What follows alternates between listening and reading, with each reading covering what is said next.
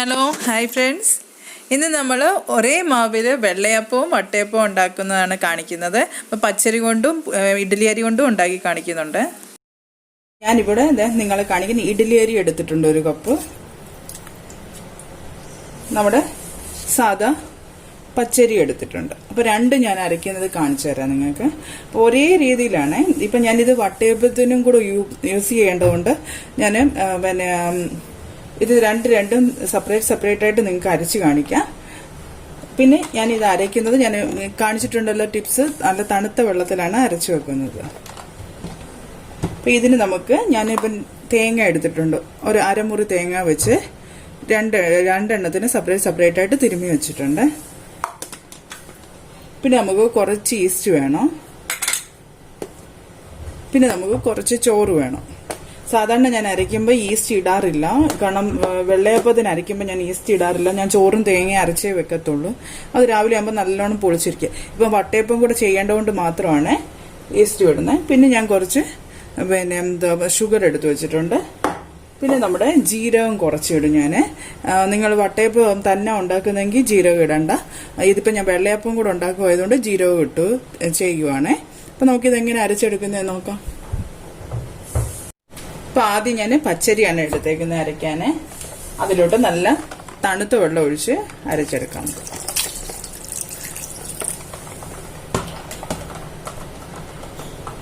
ഇതിപ്പോൾ നമ്മുടെ പച്ചരി അരച്ചെടുത്തിട്ടുണ്ട്. ഇത് നമുക്ക് സൈഡിലോട്ട് വെക്കാം. ഇനി നമ്മുടെ ഇഡ്ഡലി അരി അരച്ചെടുക്കാമേ.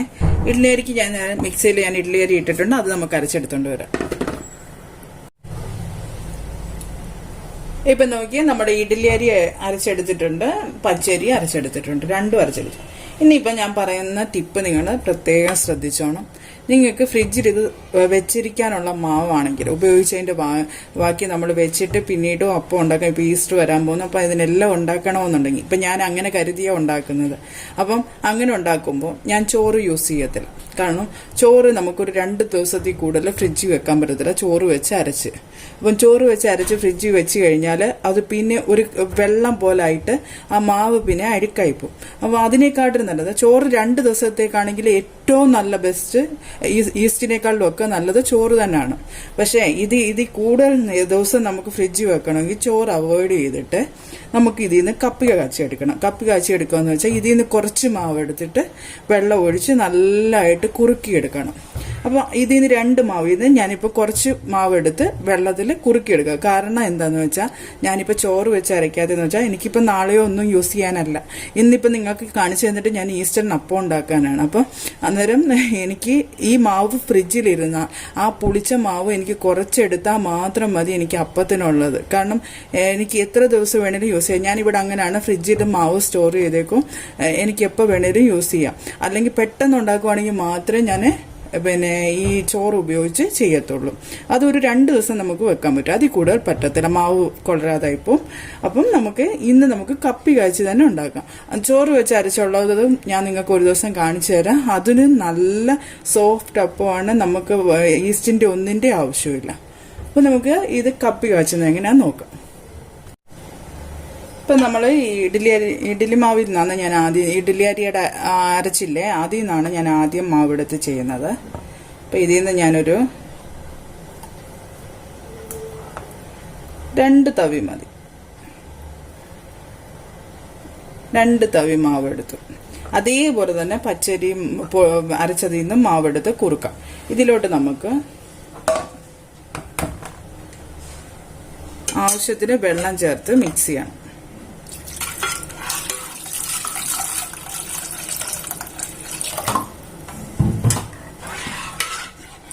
ഈ ഒരു കൺസിസ്റ്റൻസി വരണം.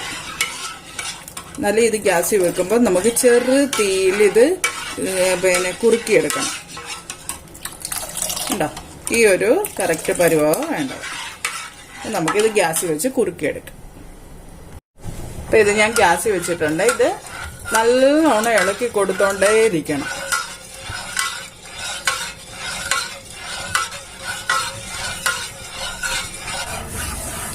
ഇപ്പം നമ്മുടെ അരിപ്പൊടി ഇത് കുറുകാൻ തുടങ്ങിയിട്ടുണ്ട്. കണ്ടോ? നല്ലവണ്ണം കൈവിടാതെ ഇളക്കി കൊടുക്കുക.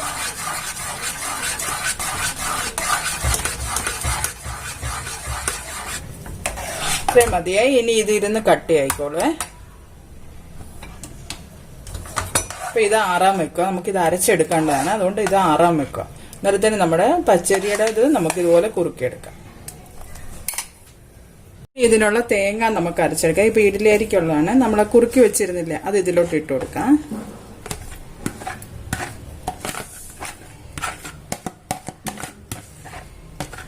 ഇതൊന്ന് ചൂടാറിയിട്ടേ എല്ലാരും എടുക്കാവുള്ളൂ.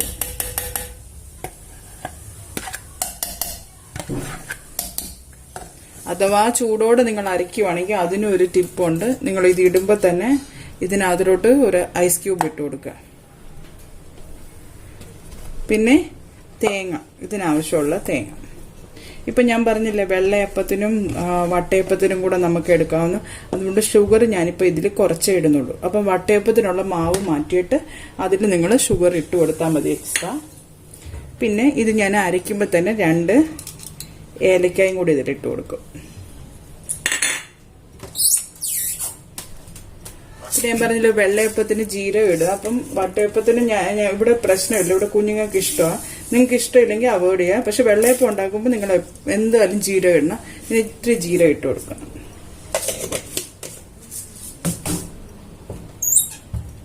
പിന്നെ നിങ്ങളുടെ കയ്യിൽ എന്ത് ഈസ്റ്റാണ് ഉള്ളതെന്ന് വെച്ചാൽ ഈസ്റ്റ് ഇട്ട് ഉണ്ടാക്കുക. ഞാൻ സാധാരണ ഈസ്റ്റേ ഉപയോഗിക്കാറില്ല.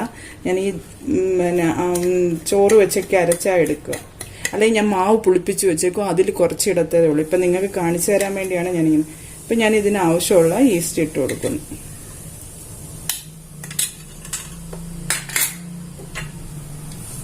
നല്ല ഷുഗർ ഇപ്പം ഞാൻ കുറച്ചേ ഇടുന്നുള്ളൂ.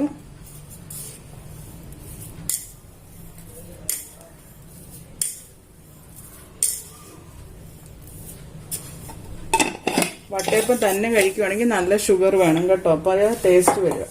ഇനി ഇത് നല്ലോണം നമുക്ക് തണുത്ത വെള്ളത്തിൽ അരച്ചെടുക്കാം. ഇപ്പം ഞാൻ തേങ്ങ അരച്ചത് ഇതെല്ലാം കൂടെ ചേർത്തിട്ടുണ്ട്. വട്ടയപ്പം തന്നെ ഉണ്ടാക്കുന്നവർ ജീരകം ഒഴിവാക്കിക്കോളൂ, കാരണം അപ്പം നിങ്ങൾക്ക് നല്ല വെള്ളയപ്പം കിട്ടുമേ. അപ്പം ഇത് നല്ലോണം മിക്സ് ചെയ്ത് വെക്കാം. കൈ വെച്ച് തന്നെ മിക്സ് ചെയ്യാൻ നോക്കുക. അപ്പം നല്ലതായിട്ട് മാവ് പൊങ്ങി വരും.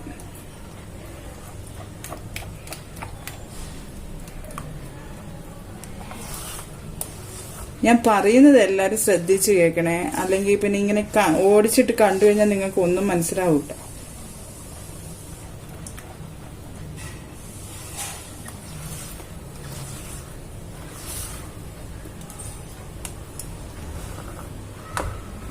അപ്പം നമുക്ക് ഇഡ്ഡലി അരിയും കൊണ്ടുണ്ടാക്കിയത് മാവ് റെഡി ആയിട്ടുണ്ട്. ഇത് നമുക്ക് അടച്ചു വെക്കാം.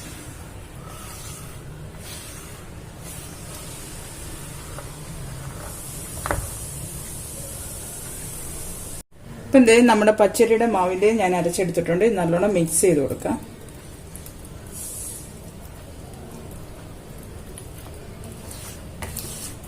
നല്ലോണം താഴേന്ന് മിക്സ് ചെയ്ത് കൊടുക്കണം, കാരണം നമ്മൾ മാവ് അരച്ച് വെച്ചിട്ട് കുറച്ചു നേരമില്ല, അപ്പം കട്ടിയാവും താഴോട്ട്.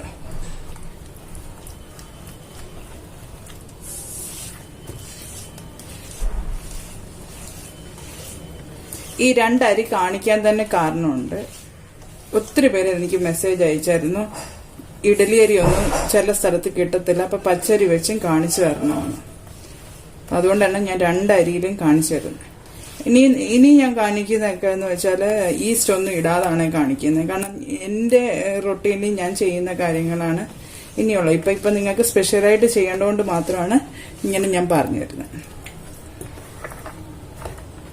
പിന്നെ അതുപോലെ മാവ് ഇതുപോലെ സ്റ്റോർ ചെയ്ത് വെക്കണേല് ഈ പുളിച്ചതിൽ കുറച്ച് മാവ് എപ്പോഴും നിങ്ങൾ എടുത്തു വെച്ച് കഴിഞ്ഞാൽ നിങ്ങൾക്ക് മാവ് അരയ്ക്കുമ്പോൾ വേറെ ഒന്നിൻ്റെ ആവശ്യമില്ല, അതൊരു തുള്ളി ഇട്ട് അരച്ചാൽ മാത്രം മതി. നമ്മുടെ 2 മാവും റെഡിയായി. നമുക്ക് അടച്ചു വെക്കാം.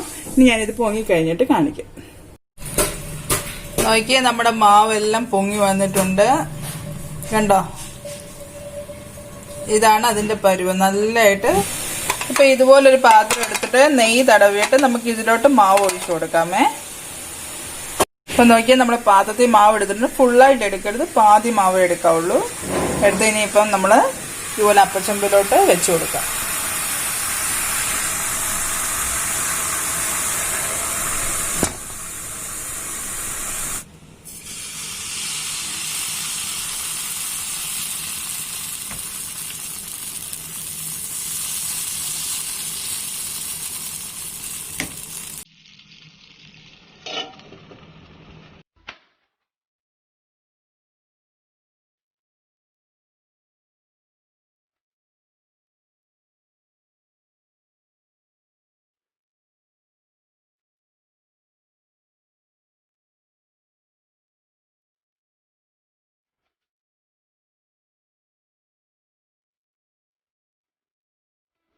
ഈ റെസിപ്പി നിങ്ങൾക്ക് ഇഷ്ടപ്പെട്ടാൽ നിങ്ങൾ ലൈക്ക് ചെയ്യുക, ഷെയർ ചെയ്യുക, സബ്സ്ക്രൈബ് ചെയ്യുക.